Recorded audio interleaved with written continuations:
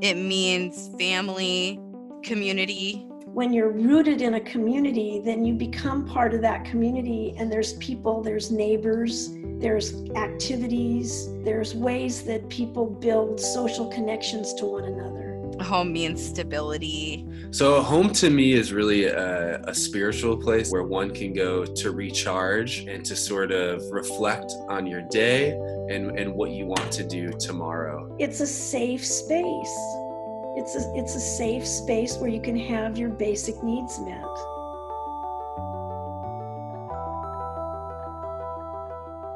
Hi, I'm Sophia.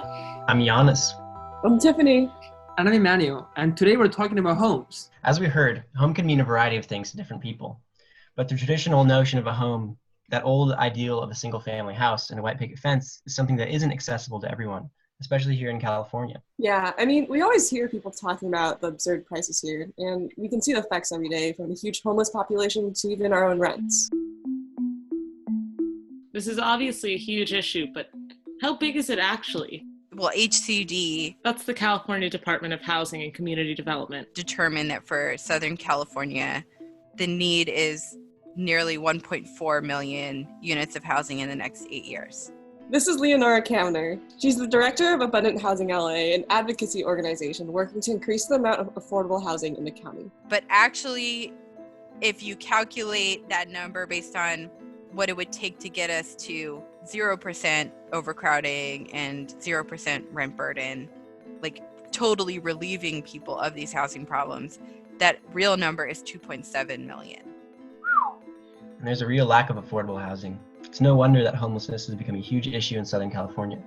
Brenda Weevil, director of the USC Homelessness Initiative, explains how this became such a big issue. Well, I still go back to the fact that over the last 20 years, we reduced the density requirements so that we had zoning available 20 years ago that would allow us to build for a population of 10 million. And over the last 20 years, they kept reducing it and reducing and reducing it. Right now, it's 4 million. So what about the other 6 million? Why is there such a big disparity? The fact is that the way the city regulations are set up, it prohibits or discourages building enough for the true population in order for people who already own property to own larger plots. It was like the idea, like we all want to own our own large plot of land with our own house on it and have plenty of space for us and our family. And it was that vision, which was unrealistic for a lot of people for so many reasons, that was driving, and those were the people in the driver's seat who owned property. And on top of that, this housing isn't cheap to build. Even affordable units can cost upwards of $500,000. It's a lengthy and expensive process riddled with bureaucracy, waiting periods, and meetings. We actually went to one of these meetings, and it was long, almost 3 hours. It was literally only to see if the board would push forward a previous resolution that they'd already agreed on, or to reassess and postpone them. It felt really unnecessary and tedious, especially when this kind of issue needs to be solved with a certain degree of speed. Even these routine meetings are riddled with contention. Sure, everyone knows that we need to build housing, but no one can agree where the best place to put the housing is in the first place. There's a huge deal of community resistance from what are known as NIMBYs. Although their names might bring to mind magical woodland creatures or something like that, they are considerably less fun. NIMBY stand for Not in My Backyard. These people might claim to be pro-housing, but don't want affordable units to be built in their neighborhoods. And they're really passionate, like really, really passionate. I have the craziest NIMBY stories for you. There was this congregate living facility. That's a place for people who need ongoing health care in a home setting. So this congregate living facility was going to be a conversion of a single family home into 10 beds for people that were going to be intubated and needed health care. So there was no change to the structure. That is the kind of project that has no impact on the community whatsoever. Like, these people, they're going to be stuck in their beds. They're not going to be commuting. They're not going to be like throwing parties in the neighborhood. Nevertheless, the NIMBY resistance I saw to that project was some of the ugliest I'd ever seen. I went to a hearing on that project, and a whole mob of people from the neighborhood came out to oppose it. They had all had these red t-shirts against it. They had signs, they had posters, and then they got into a physical altercation with the person trying to build the project. Like they punched him, and so they had to call security. And I'll tell you, like, I have never seen somebody get punched at a hearing. We also see in these neighborhood meetings, where lots of local level change happens surrounding housing, aren't always representative of the diversity of voices in a neighborhood. So NIMBYs kind of take center stage at these hearings, dominating the conversation. So one theme that we always see is that the people who come out to hearings are overwhelmingly white, older homeowners. And so that's a privileged group of people whose viewpoints get overrepresented in these hearings. Like, who's missing from these hearings? People of color, low-income communities, renters, students, people who have been displaced.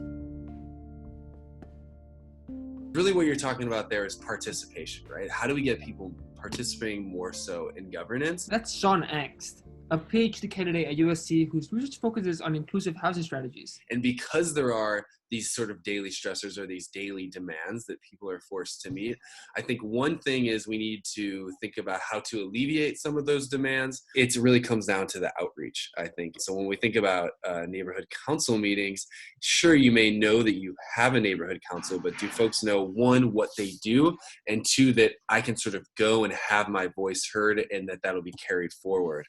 And then where to go and what time it is and things like that.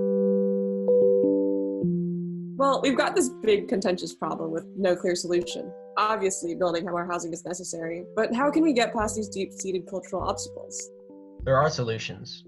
These solutions can be slow and require heavy organizing, but it can be done. How do we acknowledge the complexity of housing and housing needs and people's experiences without getting like bound up and bogged down on it so that we don't do anything? But I think a lot of housing organizations and tenant organizations have sort of pointed that finger or made a similar comment to what I have called, I'm sure you all have experienced this, YIMBYs, right? Yes, in my backyard. So often it was just no, don't build anything. And they're saying, yes, we need to build as much as we can. And so I think many housing organizations, and they've begun to sit down at the table over the last year, it's become more productive, thank goodness, and say, we hear you. We need you to hear us as well, right? We hear you and see that, yes, we need to build more housing, but you also need to recognize our experiences, right? You need to recognize that there is nuance, right? And there is complexity, and that there is a reasoning why I don't want a high rise of luxury buildings in my backyard, right? It's not because I don't like you or I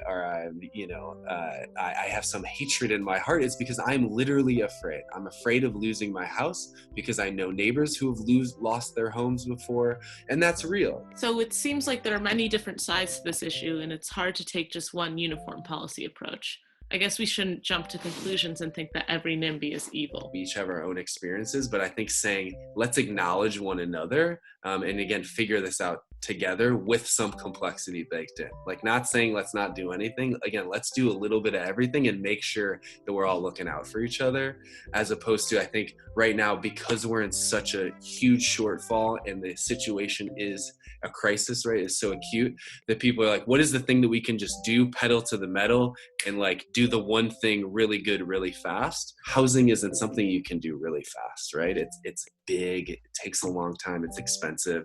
And so I think there is some room there to think about some of those details and some of that complexity. Clearly, owning a home is something that is really entrenched in our culture, whether that means having a stable place to raise a family or just somewhere to put your head at night. It's an issue that we all need to come together on, because in the end, it is important that the environments we live in reflect the values as a society.